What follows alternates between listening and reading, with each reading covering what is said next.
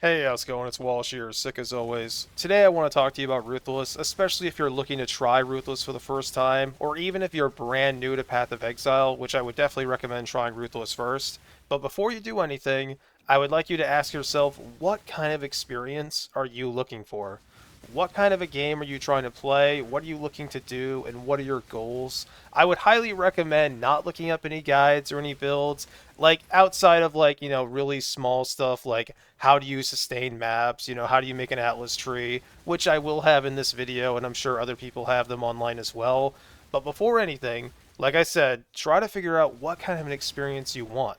Because yes, Ruthless is significantly more difficult than the baseline Path of Exile, but there are still some really overpowered, what I call free ride characters in the game. Just builds that'll let you walk through everything with little effort. It won't be as overpowered as in base PoE, but they are still incredibly powerful. So while you're thinking about that, let's talk about the differences between Ruthless and base Path of Exile. First of all, let's look at the Ascendancies. I see a lot of people very confused about what Ascendancies are on Ruthless, because a lot of the times people come in here and they think that it's going to be the exact same, and that's just not the case. Now, if you ever want to know what your Ascendancy does on Ruthless, on Path of Building, you can actually go down here to Version and switch to Ruthless. So here's our example. Let's look at Champion.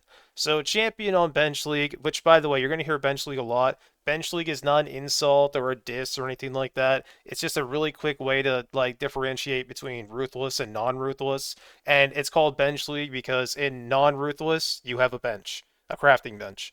That's all that means. Anyway, let's look at Champion. Here's a good example, Master of Metal, which we all know is absolutely insane. It just makes your impales disgusting. It gives you a ton of armor, a ton of damage for free. Now let's look at Ruthless. You might notice there are a few less modifiers on Master of Metal. Now, basically all, like let's say 99.9% of the Ascendancies are weaker than their bench league counterparts. There is one exception. If we look at Assassin, Toxic Delivery is a pretty strong node. It's not too bad. But on Ruthless, it's actually better. Now all damage can poison. All damage, any type. You still have to get poison chance, of course, which is another thing I do want to point out for the Elementalist. A lot of people see this node and they're like, oh, perfect, all damage can ignite. That's fantastic. But you don't get that ignite for free. You still have to get ignite chance on your tree. But yeah, Assassin is pretty much the only node where it's actually better here on Ruthless. Because if you've ever played a poison character, just getting all damage from hits can poison is pretty ridiculous. Now, let's talk about one of the most significant changes in Ruthless, gems. First of all, you're not going to get any support gems for free. You can't buy them from vendors. You don't get them from quest rewards. You don't get a free one on the Twilight Strand. Any support gem that you have, you will have to find yourself. It is very common to go through the entire campaign without finding a single support gem you can use. Now, like we talked about in the beginning of the video, there are free ride characters that can pretty much ignore that and still just be very powerful, but we'll talk more about builds later on. So, not only do you not get support gems, but you're not going to get any movement skills. There's no flame dash, no leap slam, no smoke mine. You will get something called quick step, which you will get from Hillock every time you kill him. It is a movement skill, but it has a lot of restrictions. It has a long cooldown, which it is shorter near unique enemies, so you can use it to dodge mechanics. And of course, you can't use it to go up and down cliffs, so it's not great for mobility. It does let you move a little bit faster, but generally it's not very good. So, how do you get active gems, and how do you get the auras that you want, the ones that you can get anyway? Well, in Act 3, you do the library quest and you help Siosa, and he will give you what is called an uncarved gemstone. You can use this to buy any active gem that you want. Here, actually, let me show you every single aura you can buy. Well, except for, the aura, like the skills that have the aura tag, of course. We got War Banner, we got Vitality, we got Defiance Banner, we got Dread Banner, you got Precision, and of course, we got all the mines, we got Clarity, and that's pretty much it. Of course, outside of like aura gaining effects. But yeah, you basically get like 6 auras, and that's it. Once you kill Hillock in Act 1, you can get like your choice of Clarity, Vitality, Precision, just like normal. But yeah, this is all the gems you can get. You can't really get any more outside of dropping them yourselves. You can't buy Determination, you can't buy Zealotry, you can't buy any of that. So the uncarved gemstones, you get one here in Act 3, After you do the library, you get one in Act 5, and then you get one in Act 10. So for every character, you will get 3 uncarved gemstones. Now, there still are quest rewards that give you active gems, mostly utility ones, some of them damage. So you're not like completely left in the dark, you will still get gems that you need. But like I said, any support gem you get, you have to find for yourself, and any real aura is all up to you to find. Something important I want to point out with Ruthless, and one of my favorite things about the game mode in general, you might farm for a very, very long time and never find what you need. For example, this league, I have 11 characters and maps. I have not dropped Pride yet. This entire league, I might get it hopefully, but there's a real chance I don't. And I understand how you can see that as a negative, but I would encourage you to see it as a positive because now you can look and say, okay, what if I can't get what I need? What can I do instead? Ruthless is all about problem solving and adapting. You know, we've talked a few times about free ride characters that where you can pretty much ignore all of that. So that's another avenue you can take, the free ride route, or you could take more of like a self-found, like almost like a roguelike where you just use what you find, try to adapt to it.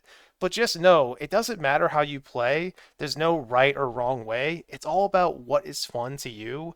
So that's why in the very beginning, I really wanted to stress that point of when you come into Ruthless, understand what you want out of it, how you want to play, and what you enjoy, because no one knows what you like except for you. All right, let's talk about the Atlas skill tree because, in my experience helping new players on Ruthless, this is always the biggest hurdle for people. When people come from Bench League, they kind of expect a lot of things from the Atlas tree. Like, for example, they expect to just have infinite maps pretty much right off the back. That is not the case in Ruthless. And we'll talk more about other stuff in the tree, but let's just focus on maps right now. And I will have a tree in the description to help you get started. I don't want to have a tree that does all the points for you because I really want to encourage you to just explore and figure out the game for yourself because that is Ruthless' greatest strength in my opinion. It lets you play Path of Exile in a whole new way and experiment. But let's talk about sustaining maps and how to do that. Before we get started, just know if you are playing trade or if you are playing like a really meta or overpowered character, you're probably going to want to approach the tree differently because you can take more risks, you can be more aggressive with what you take, because the main thing is you get to just like alch every map you run, whereas if you're playing a really bad character or a really weak character, you can't really juice up every map because you might brick it, and failing a map early on is brutal. So anyway, with that being said, let's talk about the tree. First of all, the most important nodes you care about are map drop chance. You need as many of these as you can. What I would recommend is you get 15 plus 1 chance for maps, and then you go over here and get your first shaping node. The shaping nodes are your most important nodes outside of the map found chance, but they're also your biggest downside because as you can see, every time you take a shaping node, yes, it gives you a bunch of a chance for a plus 1 tier, but also it's going to make all the enemies a lot stronger. Well, it might not feel like they're a lot stronger, but when you're struggling to res cap, it can get pretty difficult. The next thing I would advise is getting Commissioned Officer because key rack is incredible, but I wouldn't go for this until like 25 or 30 points. You'll see in the tree more, but what I would recommend you do is go up here. I'd get around 20% for your plus or for maps found. Get your second shaping node and then start coming up here, getting your third shaping node because it lines you up perfectly to get Commissioned Officer. Then you can take this entire wheel of plus 1 chance, which I gotta stress it very, very much because a lot of people make this mistake.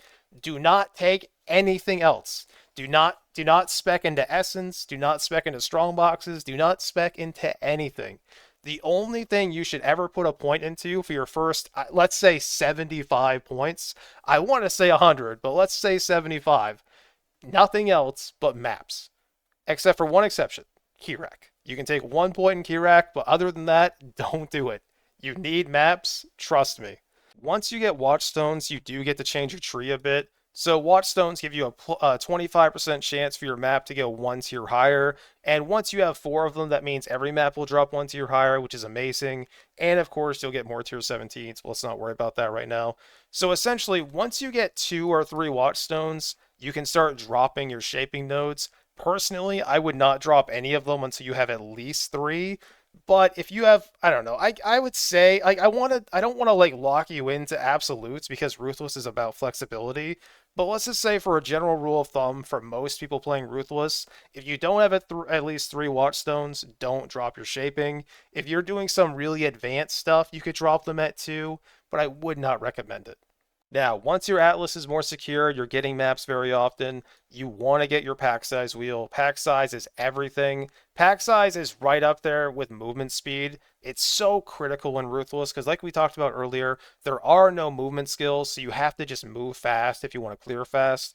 Now, granted, that doesn't mean like if you're below 40% MS, you're going to have a bad character. Sure, someone that's like, trying to grind a certain amount of money an hour or whatever, doing some really like intense stuff like that might say that.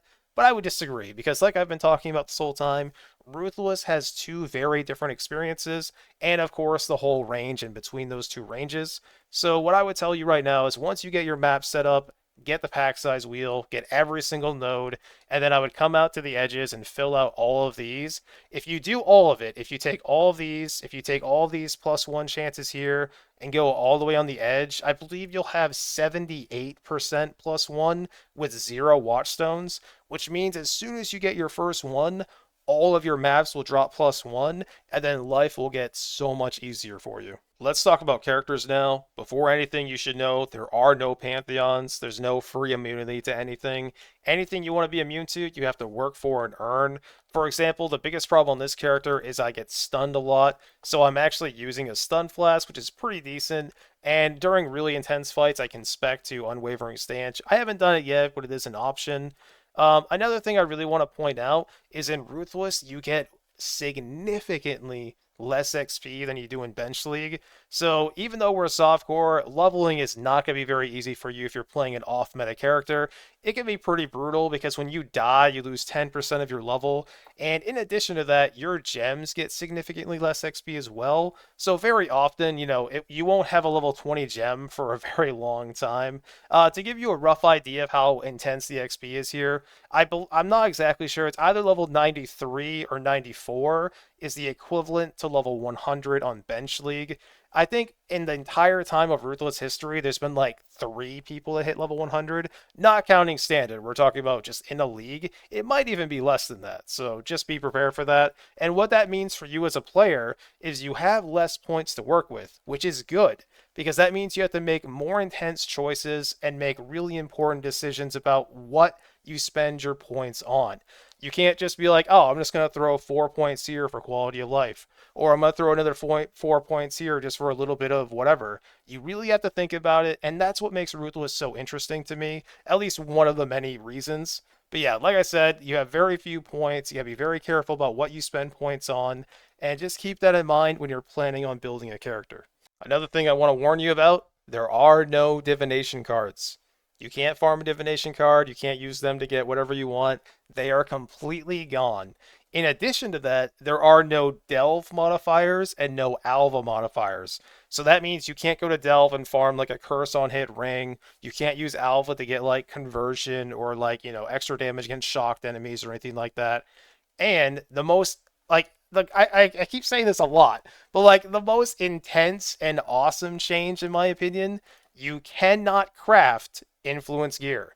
At least not in the way you think. You can exalt them, you can annul them, you can use jewelers and fusings, of course, but that's it. Yeah, let me give you an example. let me destroy something. Oh no. I wasn't prepared for this. Sure, we'll kill this. So let's say you're like, oh, this is a nice helmet, but I want something better. Now it has no influence. Gone. You cannot get it back. We also do not have like the Conqueror Exalted Orbs, so you can't just like slam a modifier onto an item. So yeah, influence gear in this mode is basically like semi-uniques. Like think of it like they're uniques that can roll random modifiers and you can change them just a little bit.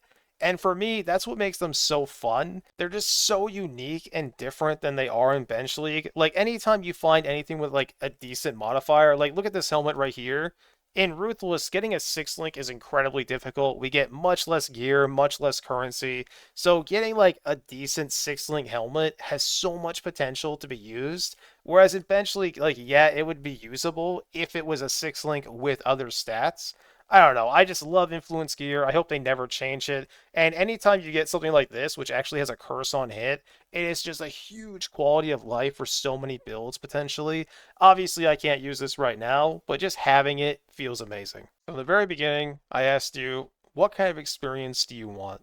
And we mostly focused on just talking about, there are still incredibly overpowered characters you can play that will let you walk through the game with relative ease. You're still going to have to work for it because it is ruthless, but it'll be a lot easier.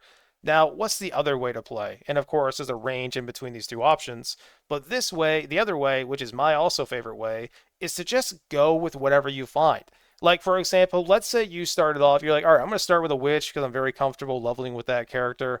And then let's say, you go do your first lab, you randomly transfigure a gem, and you see a transfigured gem that you've never played before. Now, what if you go look at POB and just try to make that build work? What you look at that gem and you say, okay, what ascendancy will make this gem better? And then you just run with it. Whatever you find, maybe you find some support gems for another character to play later on. Maybe you find some support gems that make that skill better. It's so hard to explain, but to put it like shortly, the more time you put into Ruthless, the more you're going to get out of it. And I would highly recommend anyone, even if you're brand new to Path of Exile, to try playing Ruthless this way at least once. If you don't like it, that's totally fine. And like that's the best part about Ruthless. You can play it however you want. There's no right way, there's no better way or worse way. It's about what is fun to you. As you can see here in this league, I have played a lot of characters. I'm probably going to be playing a lot more. On average, I play between like 15 characters, like 15, I was going to say 15 and 20, but I'd say it's more like 12 and 15 characters. I do have some outliners in leagues that I really had a lot of fun with where I played like 20 or whatever. But seriously, like, don't let people tell you, oh, that's not viable, that ascendancy sucks, that skill's not viable. Because let me tell you, I have played so many characters, not just this league, but in Ruthless SSF in general, where people have just told me it's not going to work, the ascendancy really sucks, or that skill gem doesn't work unless you have like some chase unique or some crazy cluster jewel. And they were always wrong. A really good example of that is this character right here. This is my Star Caller Saboteur. And if you want to look at my ascendancies, so we have Clockwork, Born in the Shadows, Bomb Specialist, and Calculated Risk. I had several people tell me this character will not work because it's just going to die all the time, the damage won't be consistent, and it's going to be too hard to get crit. And all of it was wrong. Sometimes people might be right. Sometimes you might play a character and you're like, oh, this looks super janky and fun. And you go through it, you level it. Let's say you get to like level 80 or something, and you figure out this isn't going to work for me. And that's okay because you still had that journey with that character. And I guarantee you still found some stuff while playing that character, even if it's just currency that you can use on someone else. So I usually don't like to make guides for Ruthless because I feel like it's kind of hard because I want to help new people learn to play Ruthless, but at the same time, I want you to be free and choose and explore Ruthless in a new way, like a different way than you would normal PoE. So it's kind of like a conflict. But I really think you should try it. I really encourage you to try it. And just know there's no wrong way to play. It's all about what you want to do. Thank you so much for watching, and I'll see you later.